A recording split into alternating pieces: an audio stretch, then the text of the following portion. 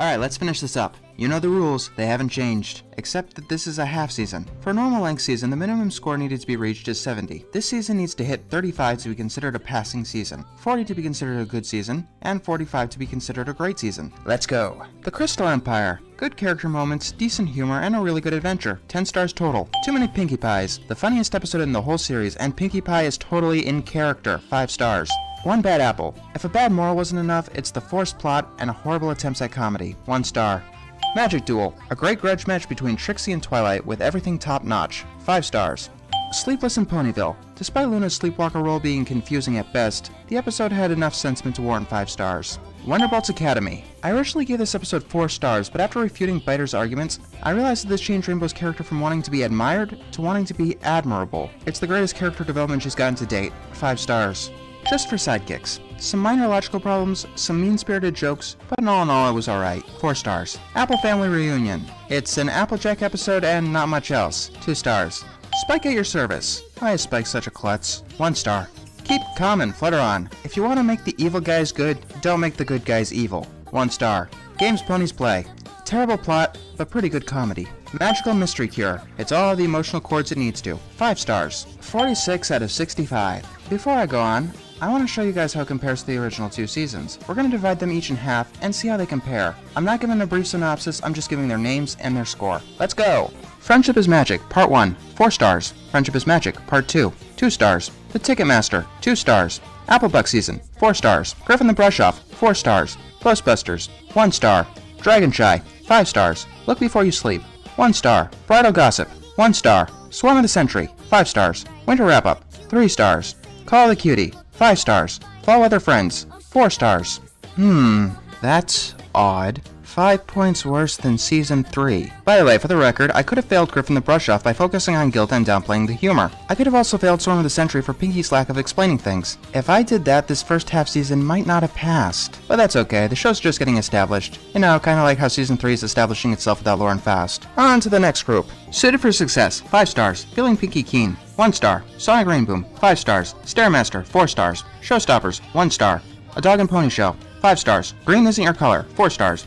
Over a Barrel, 4 stars. A Bird in the Hoof, 1 star. The Key to My Chronicles, 5 stars. All's Well That Ends Well, 1 star. Party of 1, 5 stars. The Best Night Ever, 5 stars. Oh my god! It's exactly the same score I gave Season 3. Once again, there are some episodes I could have failed but didn't. I could have failed Over a Barrel by interpreting all the characters out of character. I could have failed Stairmaster by playing up the annoyance of the CMC, and Twilight dying. I guess that makes it twice now. I could have also failed Suited for Success, because the plot only works because the main 6 all blindingly take advantage of Rarity's generosity at the exact same time. And I could have failed Party of 1, the party extraordinaire for getting her own birthday. The Return of Harmony, 10 stars. Lesson Zero, 5 stars. Luna Eclipsed, 4 stars. Sister Who Social, 5 stars. The Cutie Pox, 2 stars. May the Best Pet Win, 1 star. The Mysterious Mare-do-Well, 1 star. Sweet and Elite, 5 stars. Secret of My Excess, 4 stars. Family Appreciation Day, 5 stars. Baby Cakes, 1 star. Hearth's Warming Eve, 3 stars. 46 out of 65. Are you beginning to notice a pattern yet? Once again, let's see what episodes I could have failed. Among other things, I could have failed Sweet and Elite for Rarity's terrible behavior. I could have also failed Hearth's Warming Eve because there's no real conflict. There are other episodes I could have failed in there too, but let's move on to the last group. The last roundup, 4 stars. The Super Speedy Setter Squeezy 6000, 3 stars. Read and Weep, 4 stars. Hearts and Hooves Day, 4 stars. A Friend Indeed, 3 stars. Putting Your Hoof Down, 0 stars. It's About Time, 4 stars. Dragon Quest, 1 star. Hurricane Fluttershy, 5 stars. Ponyville Confidential, 5 stars. Mister and the Friendship Express, 1 star. A Canterlot Wedding, 10 stars. Alright, a little worse off, but we're close. Once again, let's see which episodes I could have failed, but I didn't. I could have failed the last roundup by finding Pinkie annoying rather than funny. I could have failed the Cider episode because of its mean-spirited nature. I could have failed Read and Weep because it jams the moral down our throats. I could have failed Hearts and Hoops Day by deducting more points for the baby talk. I could have failed A Friend Indeed because it turned Pinkie into an insensitive stalker. I could have failed It's About Time because the plot is predictable and Twilight is debatably out of character. I could have failed Ponyville Confidential because it gets a little too mean-spirited. I could have also failed A Canterlot Wedding because the villain's plan is a little convoluted. Notice something? Yeah, that's like every single episode in this stretch. I could have failed some Season 3 episodes, most notably Games Ponies Play and Just for Sidekicks. I gave arguments and reasons why each episode deserved its score, because they are what I think the episodes deserve. Sure, I find Hearts and Hooves Day's baby talk annoying, but some people find it hilarious. I try to be as unbiased as possible. Of course, it's impossible to be totally unbiased. Some things piss me off more than others, but what can you do? If you've noticed my tallies, Season 3 is pretty par for the course. I honestly don't know why people are panicking. Granted, you may not agree with my picks of the good episodes and the bad episodes, but unless you're as jaded as someone like Biter, then chances are there are only 3 or 4 episodes that you consider bad in this stretch of 13. But Season 3 does have its own unique problems. Let's start with the most obvious one. The unbalanced character screen time. People say that Pinkie Pie got way too much screen time. People also say that Rainbow got too much screen time in Season 2. As for the latter argument, I'll admit Rainbow was there a lot, but she didn't really disrupt anything. However, Pinkie Pie in Season 3 did cause a lot of problems. Not in every episode, mind you, but quite a few. The most notable examples are Games Ponies Play and Wonderbolts Academy. The only excuse I can think of is that the writers think putting Pinkie into an episode automatically makes it funny.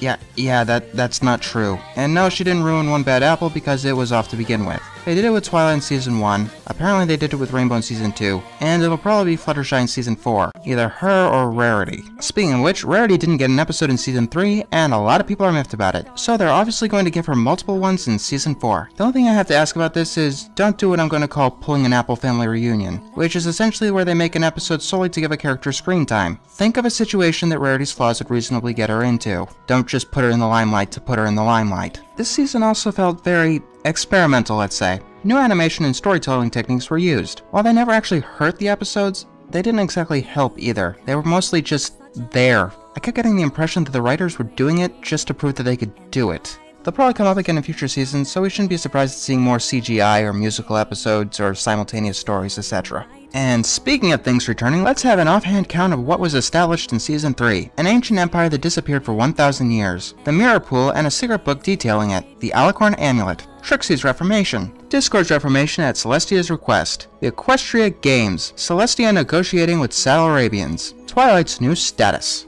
They're obviously building up to something, I'm just not sure what. Like I said, there's not much to say about Season 3 that I haven't said before. It's pretty par for the course. Similar strengths and problems to the previous two. The problems just stick out more with less episodes. Things are doing fine, despite what people like Biter are saying. Speaking of that, I should give a bit of an update on what I've been doing. Why have I been rebutting Biter's arguments? Besides the fact that they, annoy me. Simple, because they're filled with lies and a lack of understanding. It's one thing to nitpick, and it's another to make things up. He can have any reason he wants to hate any episode he wants, provided they're, real reasons that actually exist. It's not his opinions I'm fighting, it's his facts. He claims the first 2 seasons were better based on things that aren't true. And I'm not done with that little side quest either. Expect at least 2 other videos in that series.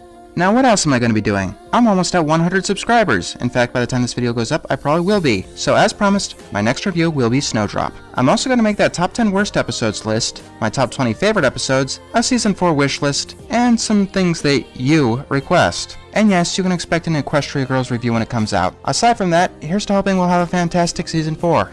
A true friend helps a friend in need. A friend will be there to help them see. A true friend helps a friend in need to see the light that shines from a true friend. Hello? Friend trapped inside, remember?